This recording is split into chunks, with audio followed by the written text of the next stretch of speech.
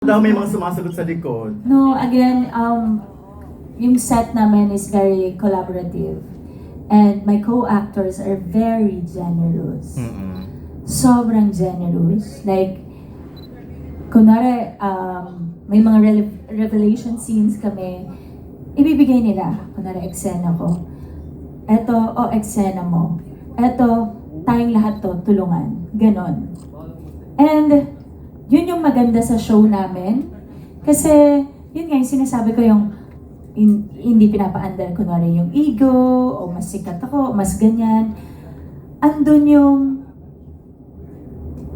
sikat ang captain ng show namin. At sobrang okay siyang leader, captain ng show. Dahil talagang, okay, let's do this, ganyan ate, what do you think if we do this? Direct Chad, Direct Dali, very collaborative, very okay yung atmosphere namin sa set. Kaya walang sapawan. Yun. May kanya-kanya kaming mga eksena. At doon namin... Moments. Yes, may kanya-kanya kaming mga moments. At pag ibinigay naman yun sa'yo, i-grab mo talaga yung opportunity na yun. Kasi siya, limelight mo na yun. Spotlight na sa'yo. Yes, last na lang kasi the last time na interview nga si James, si James Reid nga, parang grabe ang description niya. So yung napahampas pa siya sa legs niya. Parang hirap na hirap siyang... Kita mo ba yun? Yes, ganyan yung gumaganon siya habang kinikwento niya, ikaw. Bakit ganon ang dating or impact mo kay James Reid? Siguro ganon yung impact kay James kasi pag Parang ngayon lang siya nagkaroon ng ka-eksena na ganyan. Pag nagsiset up siguro kuya doon yung nagchichikahan kami. Tapos pag biglang take, nag-transform ako. So, ewan ko. So, and then, na-appreciate ko siya kasi after, like, parang iyaano niya ako, magbibigay siya ng compliment. Yun talagang, wow, yun na. I was blown away with Yung that scene. itatap niya ako, yung parang, Tapos parang ako yung, syempre in English na naman ako. Yun na lang nasabi ko. Thank you. Oo, yung, So end of yung gusto kong isipin ko nang isasagot ko. End of conversation agad. Tapos na. Last na talaga to. Naintriga kami dun sa kinikilig eh. Kanino ka ba mas kinikilig pa? Kay Catherine or kay James? Sa kanilang dalawa. Okay. Masasabi kong can't read ako. Hindi. Totoo. I mean, yung mga love teams, di ba? Eto, hindi naman love team yung Correct. dalawa. Nagsama dito sa Someone Someday. At ibibigay ko na, ewan ko kung sino nag-decide sa Dreamscape or sa ABS, but good job po. Meron po talagang So, chemistry. pag-cast yung dalawa. Yes, may chemistry talaga yung dalawa. So yung dalawa, of course, sanay sila sa magkaibang partners dati. True. Tapos ang tagal pa nila dun sa mga love teams nila before. And then biglang nag-switch, para ganyan na nagsama. Crossover. Yes, tapos magugulat kayo. Ang lakas nung chemistry ng dalawa. Hindi ko sinasabi dahil may show kami. Nag-ano pa lang kami, look test. Wala pa kaming take, nagdikit lang yung dalawa dun sa dining table. Sabi ko, ay, cute kayo. Tapos sila nag-blush. Namula yung dalawa. Sabi ko, magka-work ha. Kasi cute. Cute talaga. Yung Tas- dalawa... Go ahead. Go. No, ang gusto ko sabihin, yun lang yung dalawang yun. Pag nakita nyo sa isang frame, silang tatlo. Yes. Grabe. So Grabe yun doon. na, again, congratulations Maha. And Thank tama you. yan, maghasik ka ng kahusayan sa TV ngayon. Thank you for that. Si Abby, masasabi ko siya na ata yung pinaka-layered na character na ginampanan ko. Si Abby ay isang fan, isang tao na maraming pinagdadaanan at ipaglalaban ang kanyang pamilya, pero hanggang saan siya dadalhin ng love. Hanggang saan siya dadalhin ng love, yung hanggang saan siya masasaktan, magre-revenge pa siya, pero ang revenge is temporary satisfaction lang yon. May iba siyang gusto. At yun ang abangan niyo. Yun ang nga. Pero alam mo, nakaka-intriga. Doon muna tayo, I'm a fan. Oo.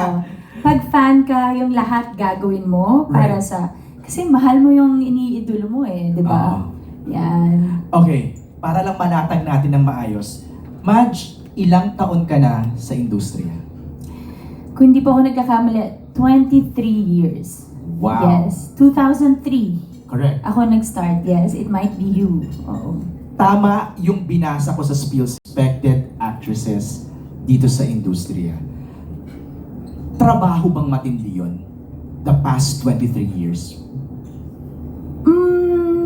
Masasabi kong dahan-dahan Ay, kanta. by Maha Salvador. Hindi hindi madali, pero gusto ko kung paano ako nag-umpisa at kung nasan po ako ngayon. Yung sa iba kasi parang ibinigay yung superstar agad, Okay. yung bida ka kaagad, yung gano'n. Ako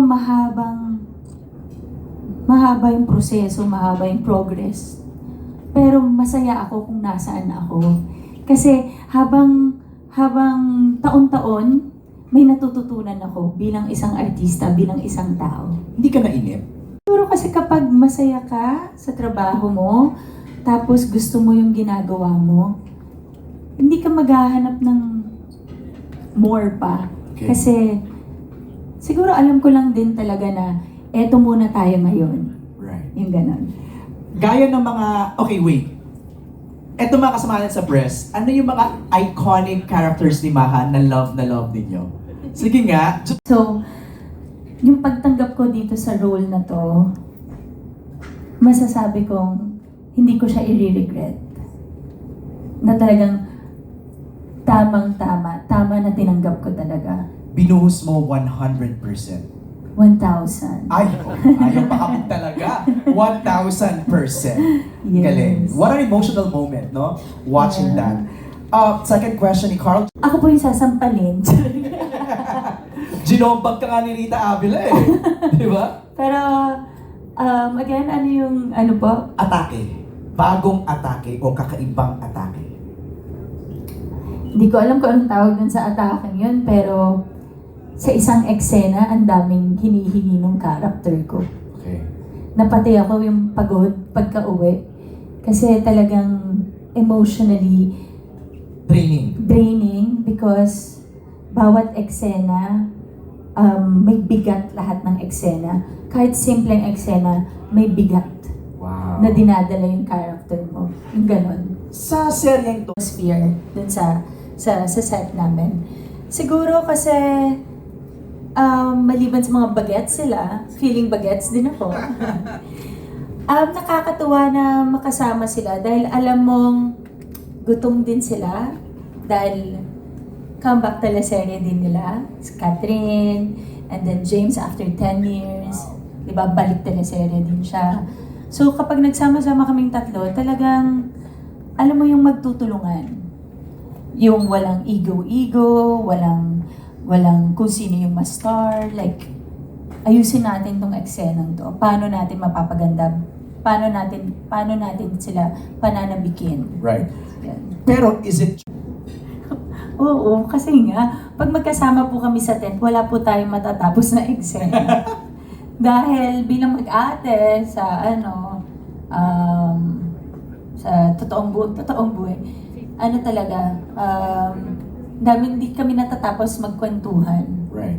Wala Tsaka tayong kasi, ang hirap nung mga scenes namin, and then biglang, di ba, magchichikahan, tapos biglang kailangan in character kami pagdating sa set. So, umpisa pa lang, pagdating pa lang sa location, separate na kagad yung silang dalawa magkasama sila. Kasi best friend